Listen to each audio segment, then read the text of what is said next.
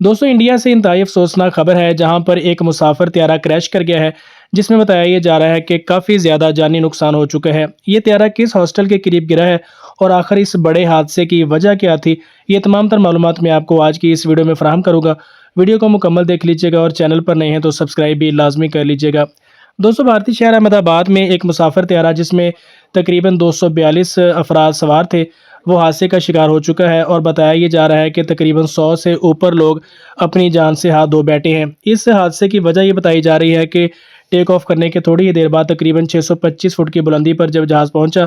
تو control tower کے ساتھ اس کا رابطہ منقطع ہو گیا اور اس فنی خرابی کے بعد پائلٹ نے کافی کوشش کی کہ اسے لینڈ کر سکے، لیکن بدقسمتی سے پائلٹ اس میں کامیاب نہیں ہو سکا اور بھارتی شہر احمد آباد میں ایک ڈاکٹرز کے ہاسٹل کے قریب یہ طیارہ گرا اور گر کر تباہ ہو گیا جس میں 100 سے اوپر لوگ اپنی جان سے ہاتھ دھو بیٹھے ہیں۔ بتایا یہ جا رہا ہے کہ یہ لندن جا رہا تھا انڈیا سے، جس میں 169 انڈین جبکہ 53 برطانوی شہری اور دیگر کچھ ممالک کے شہری بھی سوار تھے اور بدقسمتی سے 100 سے اوپر لوگ اس حادثے میں اپنی جان سے ہاتھ دھو بیٹھے ہیں۔